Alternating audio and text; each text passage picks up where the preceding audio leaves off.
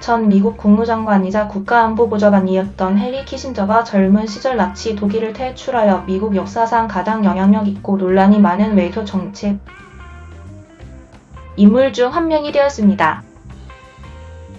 그는 백세였습니다. 그의 컨설팅 회사인 키신저 어소시에이츠의 발표에 따르면 키신저는 수요일 코네티컷에 있는 자신의 집에서 사망했습니다. 그 회사는 사망의 원인을 제공하지 않았습니다. 키신저는 1970년대 미국의 외교정책과 동의어였습니다. 그는 베트남 전쟁에서 미국의 군사적 개입을 종식시키는 것을 본 것으로 노벨 평화상을 수상했고 1972년 닉슨의 미국 방문을 통해 강조된 2차 닉슨 대통령의 미국과 서방 세계의 공산주의 중국을 개방하는 것을 도운 비밀 외교로 인정받았습니다. 하지만 그는 또한 베트남 전쟁 중 캄보디아에 대한 폭격으로 인해 대량 학살적인 크메르 루주 정권의 부상과 칠레의 민주정부에 대한 쿠데타를 지지한 것으로 많은 사람들로부터 비난을 받았습니다. 중동에서 키신저는 1973년 욤키푸르 전쟁의 여파 이후 이스라엘과 아랍 세력을 분리시키기 위해 셔틀 외교라고 알려진 것을 수행했습니다. 긴장을 완화시키고 몇몇 국미 통제협정을 이끌어낸 미국과 소련 관계에 대한 그의 대탄트 접근법은 주로 레이건 시대까지의 미국의 자세를 인도했습니다. 하지만 많은 의회 의원들은 닉슨 키신저의 외교 정책 접근법의 비밀성에 반대했고 인권운동가들은 그들이 보기에 키신저가 다른 나라의 인권을 무시했다고 비난했습니다. 베트남 전쟁보다 키신저의 유산을 더 복잡하게 만든 문제는 없었습니다. 전쟁을 끝내기 위한 비밀 계획을 약속한 후 1969년 닉슨이 취임했을 때 베트남에서 약 3만 명의 미국인이 목숨을 잃었습니다. 더 많은 전투 책임을 남베트남 정부로 옮기기 위한 노력에도 불구하고 비평가들은 닉슨과 키신저가 불필요하게 전쟁을 확장시켰다고 비난했고 미국이 개입은 결국 1975년 4.20의 함락과 함께 끝이 났고 5만 8천 명 이상의 미국인의 목숨을 잃었습니다. 키신저는 1973년 노벨 평화상을 그 해의 파리 평화협정에 대해 북베트남의 르 디크 토와 공동 수상했는데 이는 베트남에 실질적인 평화가 없다는 이유로 수락을 거부했고 노벨위원회의 2명의 위원이 이 상에 대한 항의로 사인했습니다.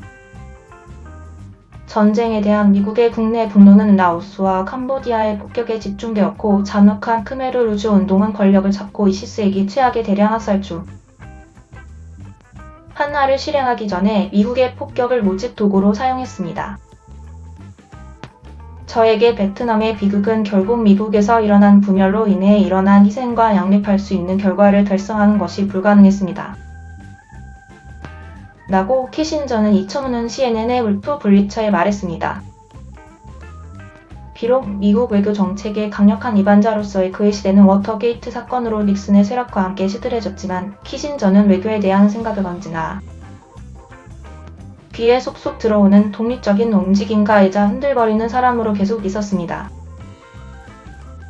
협상을 하기 위해 사람은 지구 반대편의 인식을 이해해야 합니다. 그리고 그들은 우리의 인식을 이해해야 합니다. 그리고 그들은 우리의 인식을 이해해야 합니다. 그리고 그들이 이러한 차이들을 조정하기 위해 노력할 것이라는 결정이 양쪽 모두에 있어야 합니다. 라고 그는 2008년 CNN의 파리드 자카리아에게 말했습니다. 키신저는 또한 국제 외교의 영역을 뛰어넘어 관심을 지휘했습니다.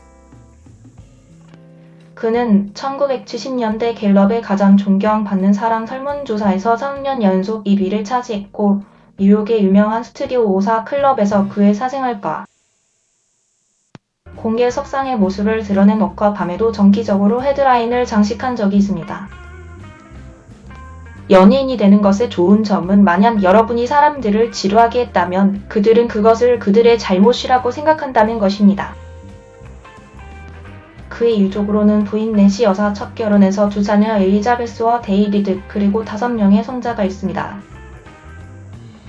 조지 더벌유 부시 전 대통령은 그의 지혜, 매력, 그리고 유머로 키신저를 기억했습니다.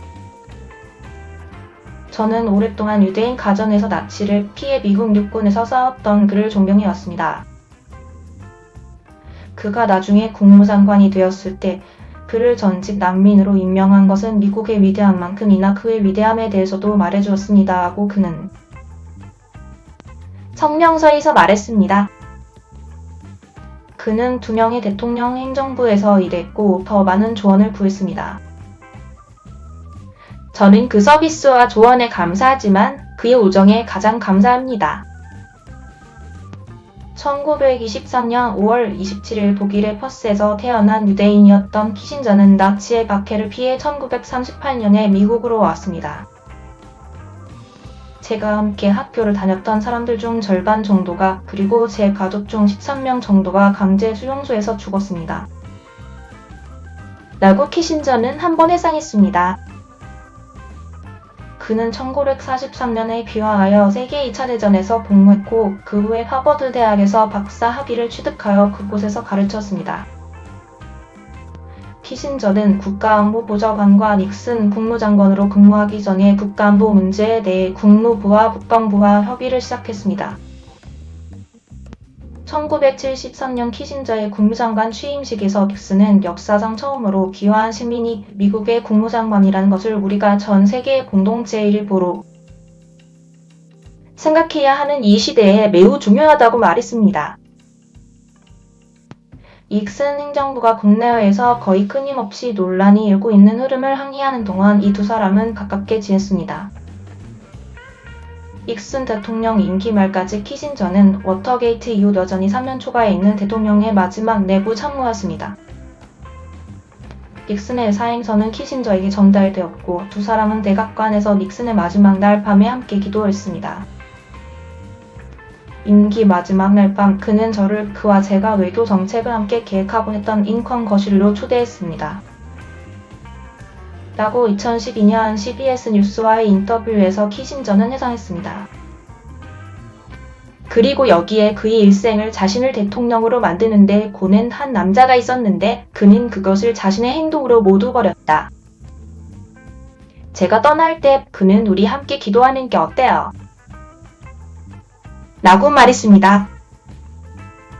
그래서 그것은 한 사람의 인생에서 중대한 비극으로 가는 움직임이었고 어떤 면에서는 적절한 순간이었습니다.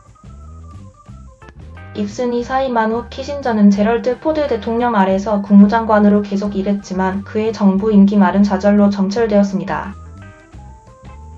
공화당 내의 보수주의자들은 소련에 대한 그의 대탕트 접근법을 반대했고 이전의 통화협정에도 불구하고 남베트남은 1975년 공산 국가인 북베트남에 의해 압도되었습니다. 당신은 당신의 나라를 발견한 것보다 더 잘 떠나고 싶어 합니다. 그리고 당신이 할 수 있는 어떤 것도 개인적인 삶에서 그것만큼 흥미롭고 성취감을 주는 것은 없습니다. 키신저는 정부 업무에 대한 그의 접근법에 대해 말한 적이 있습니다. 1977년 국무부를 떠난 후 키신저는 다작하는 세계적인 작가이자 국제적인 컨설턴트가 되었습니다. 그는 2002년 조지 더벌유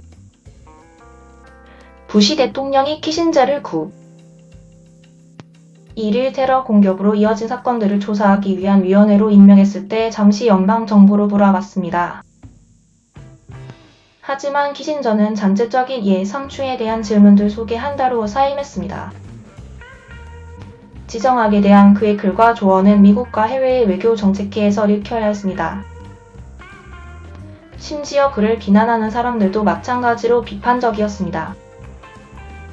예를 들어 2016년 당시 그 당의 2명의 주요 후보자인 힐러리 클린턴과 버니 샌더스 간의 긴장된 민주당 대선 토론 교환에서 키신저의 이름이 피리침이 된 것으로 밝혀졌습니다.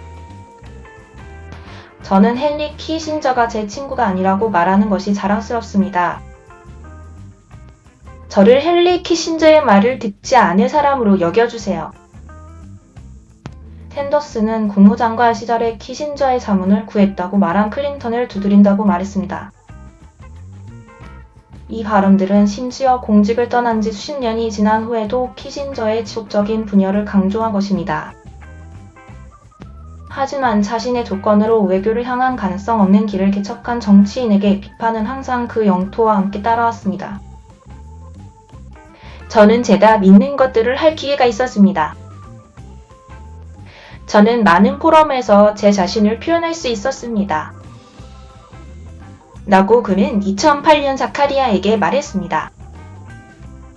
그리고 그것은 부자연스러웠을 것이고 아마도 제가 많은 것을 하지 않았다는 것을 의미할 것입니다. 이 이야기는 추가적인 세부 사항으로 업데이트되었습니다.